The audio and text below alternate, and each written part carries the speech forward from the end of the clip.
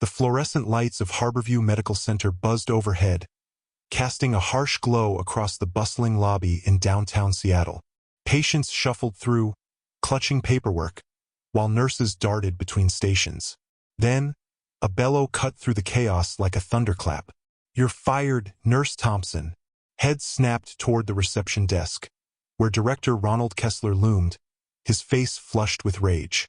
Lena Thompson, 42, stood frozen, her dark eyes steady despite the venom in his words. A decade of flawless service as head nurse, and now this, humiliated in front of colleagues, patients, and a gaggle of reporters covering the hospital's new wing. Security guards flanked her, their faces grim, as Kessler's tirade echoed off the polished tiles. "Leave your badge and coat on the desk. Now!" Lena's hands didn't shake as she unpinned her badge, the weight of every eye in the room pressing down on her. Whispers rippled through the crowd, some shocked, others smug. Kessler, a barrel-chested man in his late 50s, leaned forward, his tailored suit straining at the seams. "You broke protocol, Thompson," he spat, slamming a meaty fist on the counter. "Unauthorized treatment, wasting resources on some nobody with no insurance. People like you need to learn your place." The phrase hung in the air, sharp and deliberate, laced with a prejudice Lena had felt for years.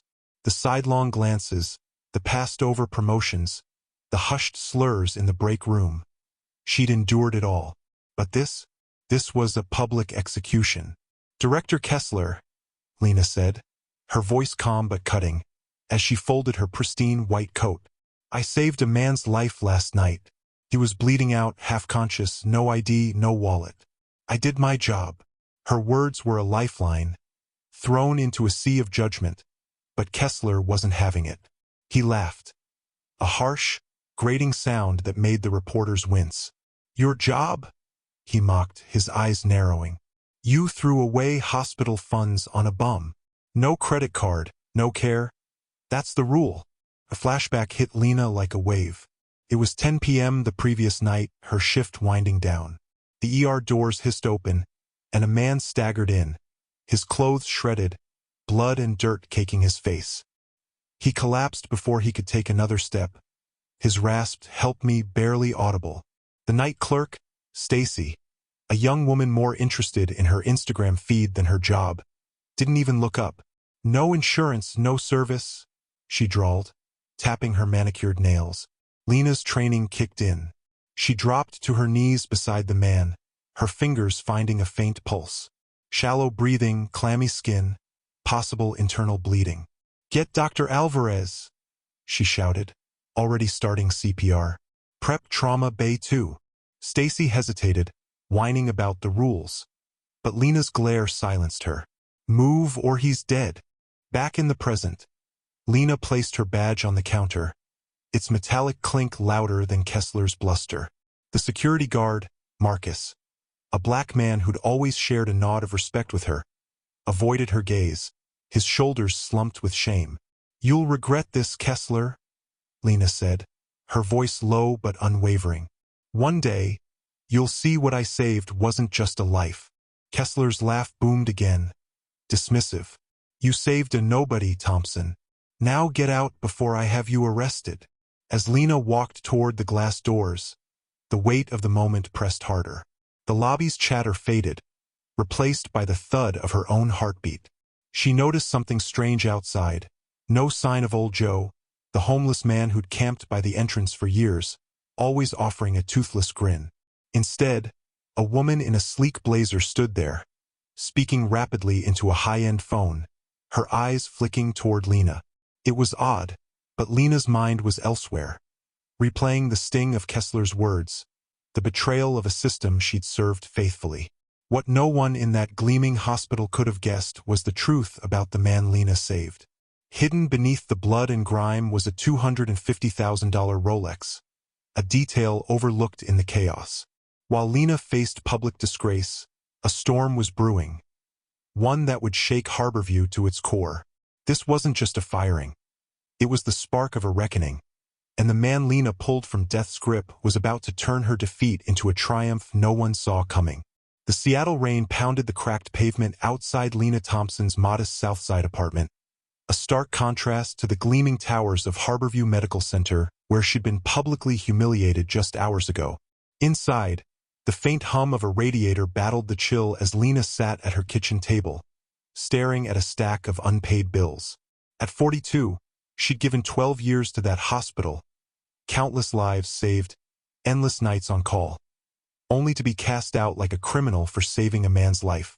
The sting of director Ronald Kessler's words, "People like you don't belong here," burned deeper than the cold. Her phone buzzed relentlessly, for missed calls from an unknown number lighting up the screen. On the fifth curiosity one. "Hello?" she answered, her voice weary but firm.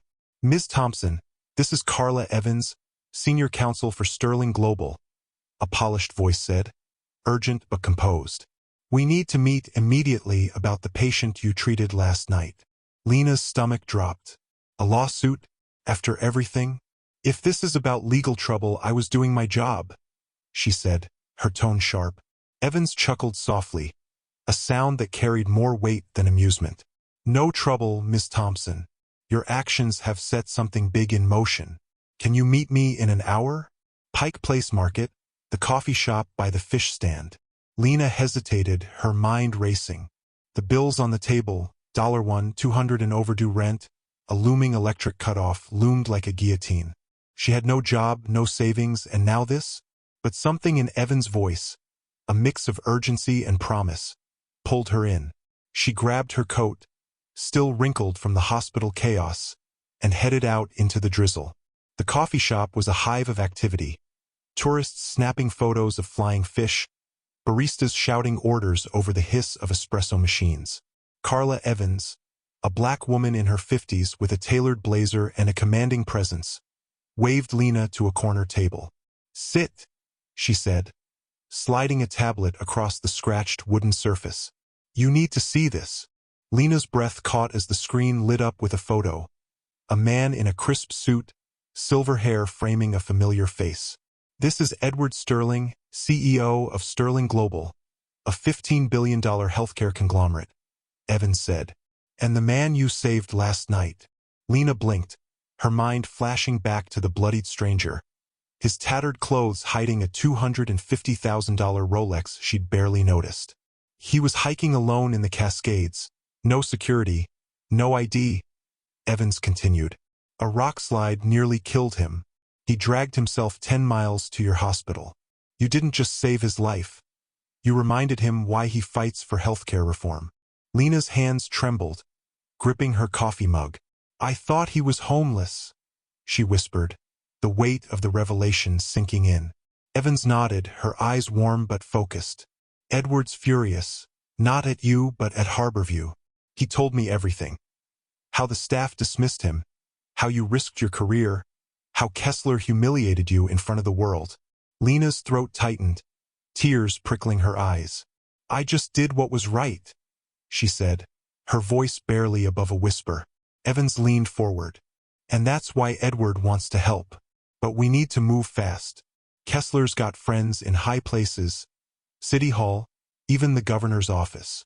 Across town, at Harborview, Kessler was basking in his victory. In a packed conference room, he addressed the staff, his voice dripping with smug authority. "Thompson's firing is a lesson," he said, adjusting his $200 tie. "Rules keep us profitable. Break them, and you're out." Stacy, the receptionist who'd refused to help the dying man, nodded eagerly, her phone tucked away for once. Dr. Luis Alvarez, a Mexican-American surgeon, stared at the floor, his jaw tight. He'd seen Kessler's bias before. Minority staff passed over, patients turned away, but speaking up meant risking his own career. What Kessler didn't know was that wheels were already turning. Edward Sterling's team had subpoenaed security footage, hacked into email servers, and secured a whistleblower's testimony. A storm was brewing, and Kessler was clueless. Back at the coffee shop, Evans' voice grew urgent. "We've got evidence. Kessler's been rejecting minority patients, funneling funds to political cronies. But we need your help to seal the case." Lena's heart pounded. She'd fought Harborview's prejudice for years, But this was bigger than her. "What do you need?" she asked. Evans smiled, sliding a folder across the table. "Your story, your records, and your courage." Lena nodded, a fire igniting inside her. She'd lost everything for doing the right thing. But now, the man she'd saved was offering a chance to fight back. What she didn't know yet was how deep Kessler's corruption ran, or how explosive the truth would be when it hit. The Seattle drizzle had turned into a full-blown downpour, cloaking the city in a gray haze as Lena Thompson sat in her cramped South Side apartment.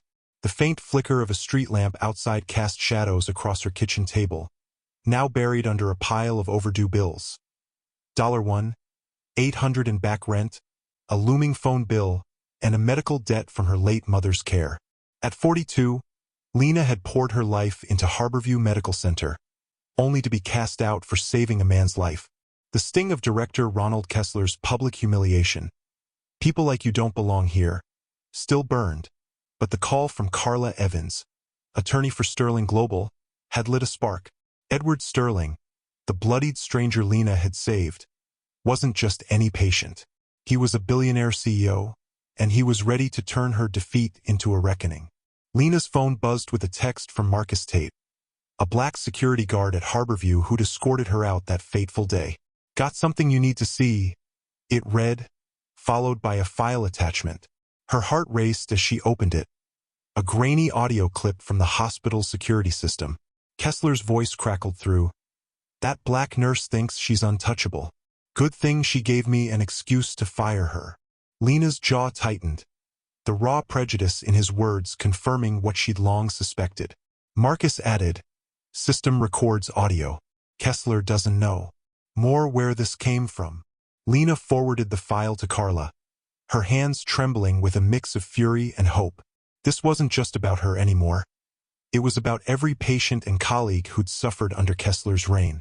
Across town, in a sleek penthouse overlooking Puget Sound, Edward Sterling sat in a leather chair, his arm still in a sling from the rock slide that nearly killed him.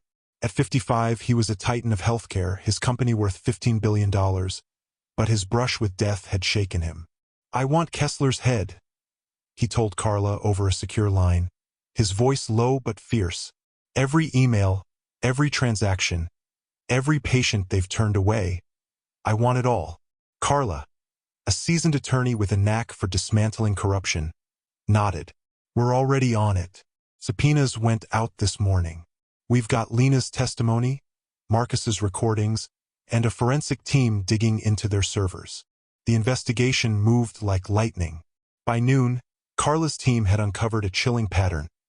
Over the past 6 years, Harborview had rejected 82% of Black and Latino patients without premium insurance, funneling them to underfunded clinics or leaving them to die.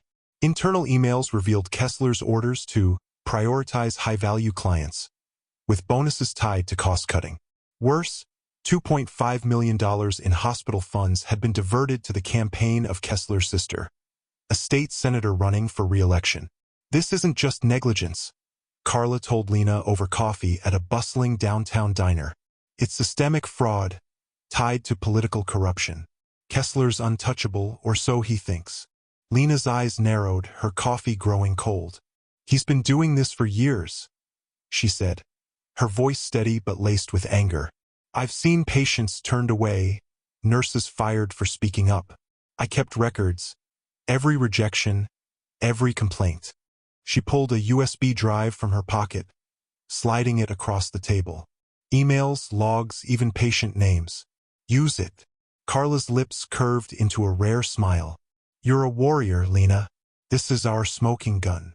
Back at Harborview, Kessler strutted through the halls, oblivious to the storm brewing.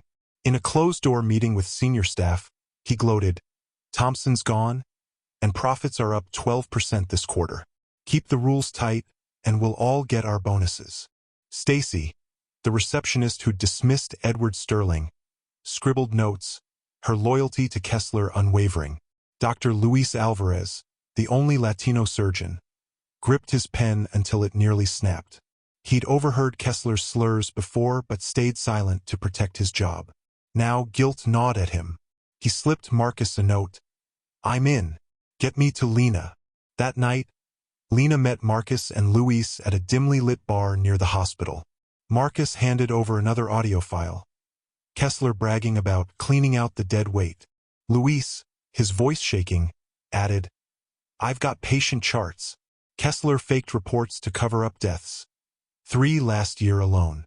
Lena's heart sank, but her resolve hardened. "We're not just taking him down," she said. "We're saving the people he's hurt." As Carla's team pieced together the evidence, Edward Sterling watched from his penthouse, a plan forming. Kessler thought he'd won, but he'd underestimated the man Lena saved, and the woman who'd risked everything for him. What neither Kessler nor Harborview knew was that the evidence piling up was about to explode in a way that would shake the city to its core. The chandelier-lit ballroom of Seattle's Fairmont Olympic Hotel sparkled with wealth, the clink of champagne glasses mingling with the hum of elite chatter. It was Harborview Medical Center's annual gala, a $500 plate affair celebrating director Ronald Kessler as Healthcare Leader of the Year. At 58, Kessler basked in the spotlight, his tailored tuxedo straining against his broad frame as he toasted donors and city officials. "Harborview sets the standard for excellence," he boomed, his voice slick with confidence.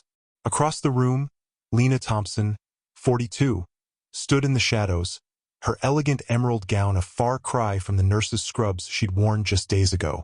Her heart pounded, but her eyes were steady, fixed on Kessler. Tonight, the man who'd humiliated her for saving a life was about to face a reckoning. Lena's firing had been a public spectacle, her 12 years of service at Harborview dismissed with a sneer. "People like you don't belong here." But the man she'd saved, Edward Sterling, wasn't just a patient. He was the CEO of Sterling Global, a $15 billion healthcare empire, and he'd spent the last week orchestrating a takedown. With Carla Evans, his sharp-witted attorney, and whistleblowers like security guard Marcus Tate and Dr. Luis Alvarez, they'd uncovered a cesspool of corruption. 82% of Black and Latino patients turned away, $2.5 million funneled to political campaigns, and falsified records hiding patient deaths. Lena had handed over her own logs, a damning chronicle of Kessler's bias and greed. Now it was time to strike. As Kessler raised his glass, the massive screens behind him, meant to showcase Harborview's achievements, flickered. His smile faltered. The crowd hushed as his own voice blared through the speakers. "That black nurse is a liability. Good riddance." Gasps rippled through the room. The footage cut to emails, Kessler instructing staff to prioritize paying clients. Spreadsheets flashed, showing diverted funds to his sister's campaign. Then a grainy clip of a patient, a Latino man, being turned away, collapsing outside the ER. The final blow came with Edward Sterling's face on screen, his voice calm but lethal.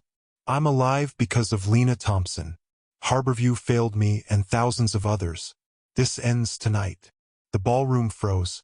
Kessler's champagne flute slipped from his hand, shattering on the marble floor. "Turn it off!"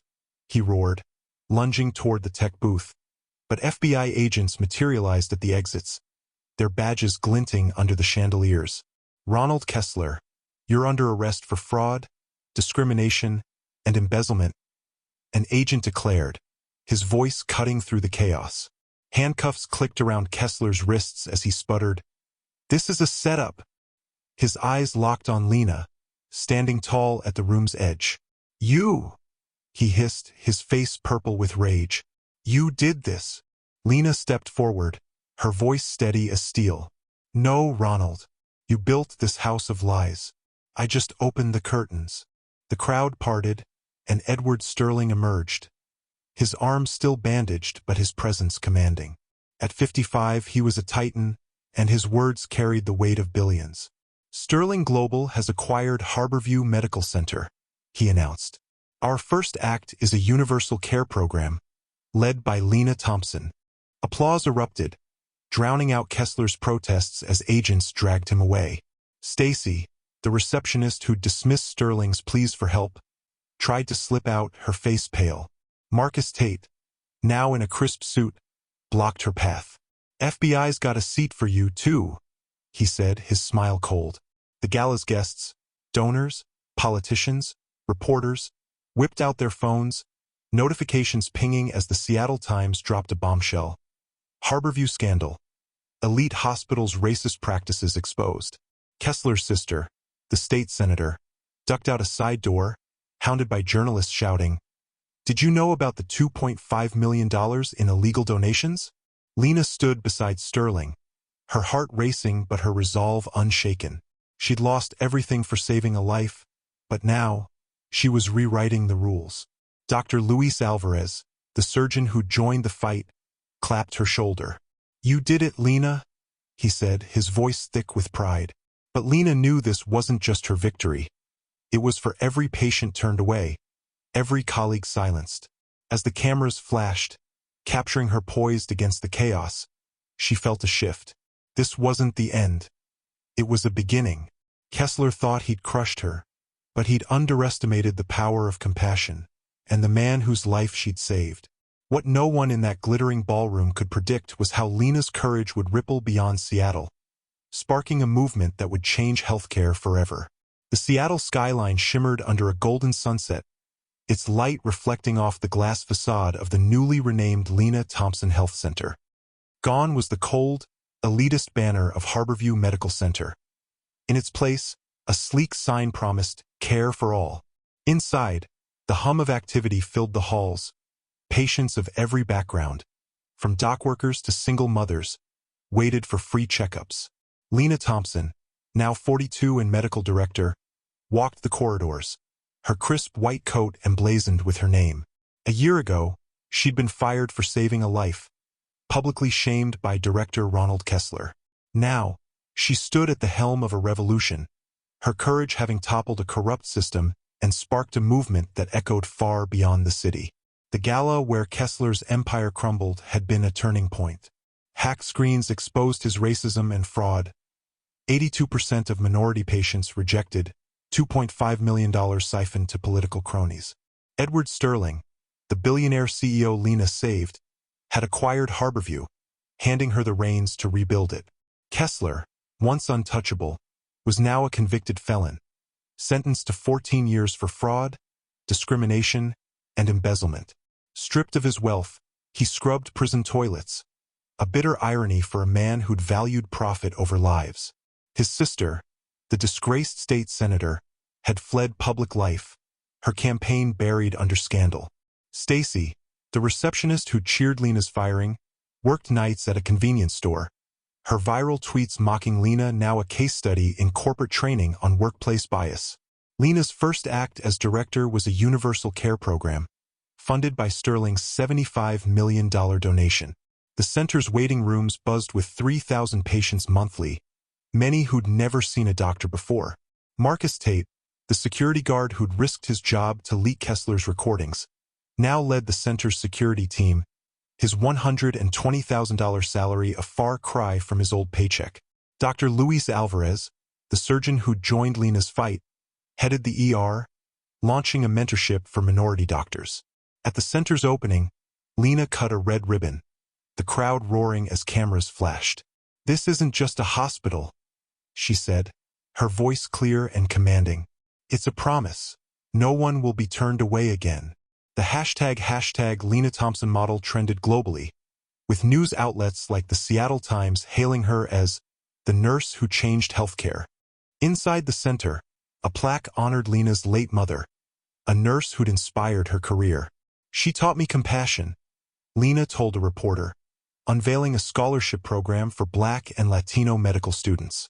Funded by $10 million from Sterling and former Harborview donors desperate to salvage their reputations, it aimed to train 500 new doctors by 2030. Lena's niece, a 19-year-old aspiring surgeon, received the first award. "Aunt Lena showed me dreams don't have limits," she said, tears in her eyes, as the crowd applauded. Edward Sterling watched from the sidelines, his arm healed but his mission clear. At 55, he'd redirected his empire to support Lena's vision, with plans to replicate the model in 5 cities. "Lena didn't just save my life," he told CNN. "She saved an industry's soul." But the victory wasn't without scars. Lena's old colleagues, some who'd mocked her, sent apologies, but she kept her focus on the patients. People like Maria, a single mom who'd been turned away by Harborview but now received free cancer treatment. "You gave me my life back," Maria whispered, hugging Lena in the bustling clinic. The center's success drew national attention. Hospitals in Chicago and Atlanta studied Lena's model, while her TED Talk, Compassion Over Profit, hit 8 million views. Kessler, in his 6 by 8-foot cell, saw her face on a grainy prison TV, his hands trembling as he mopped the floor. Marcus visited him once, sliding an invitation to the center's opening across the visitation table. "Lena wanted you to see what she built," he said, his voice cool. The New York Times clipping inside read, "Fired nurse transforms healthcare with universal care." Kessler's world, his wealth, his allies, his name had vanished, while Lena's soared. As Lena locked the center's doors that evening, she paused, the city's lights twinkling beyond. She'd lost everything for doing the right thing, but that choice had rewritten history. Her mother's words echoed, "Care for others, and the world will care for you." Lena had cared, and the world had answered. But this wasn't the end.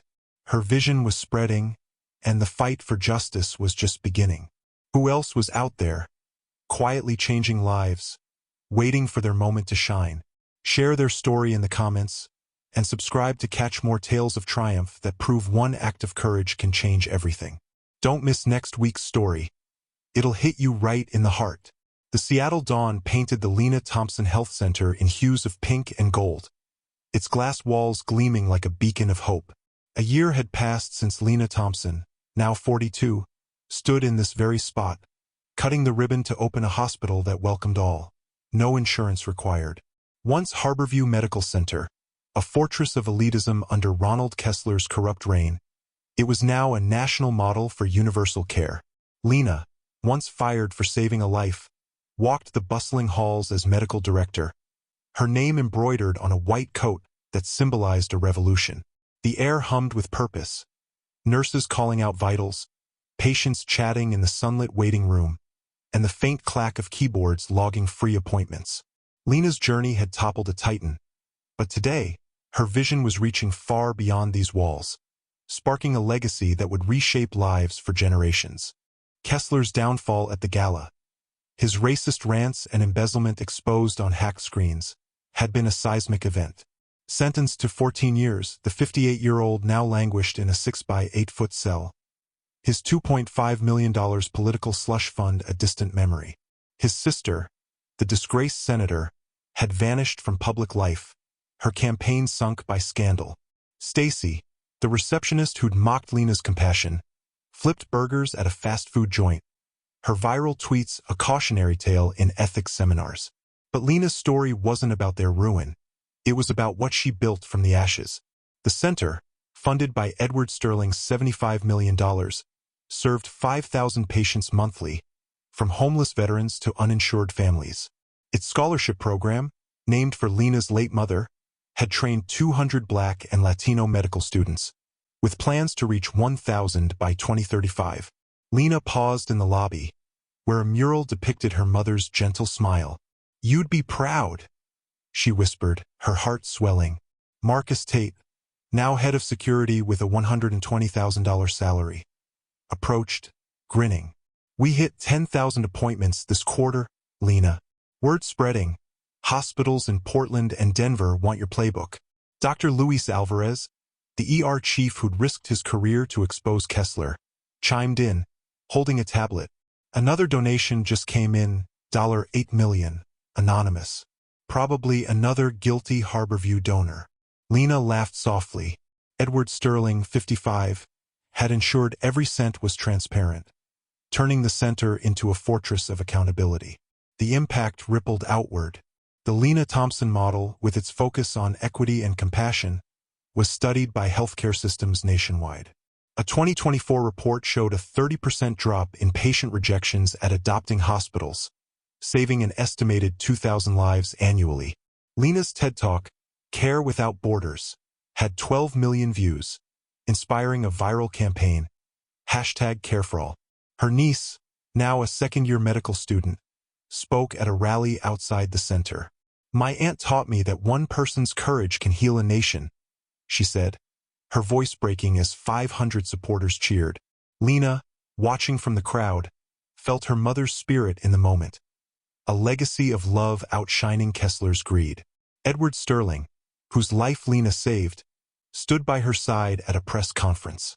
"This center isn't just a building," he said, his voice steady despite his healed scars. "It's proof that profit can't trump humanity." His $100 million pledge to expand the model to 10 cities by 2030 drew gasps from reporters. Lena took the mic, her presence commanding. "I lost my job for doing what's right," she said, "but that loss showed me my purpose, to ensure no one's life is a number on a spreadsheet." The crowd erupted, cameras flashing as #LenaThompson trended worldwide. Kessler, in his prison cell, caught Lena's speech on a flickering TV, his hands gripping a mop. Marcus had sent him a clipping from the Washington Post. "Nurse's vision redefines healthcare." His old life, mansions, power, allies was gone, replaced by the monotony of a 14-year sentence. Lena, meanwhile, greeted patients like Jamal, a former construction worker now cancer-free thanks to the center's free care. "You gave me my kid's dad back," he said, his eyes wet. Lena hugged him, her heart full. As she locked the center's doors that evening, Seattle's skyline glowed against the twilight. Lena's mother had said, "Care for others, and the world will care for you." She'd cared, and the world had answered. 10,000 patients, 200 students, a movement. But the fight wasn't over. Countless others needed a voice, a chance, a hero. Who's the Lena in your life, quietly changing the world? Share their story in the comments, and subscribe for more tales of triumph that prove one spark of courage can light up the darkest corners. Next week, we're diving into another story that'll leave you inspired. Don't miss it.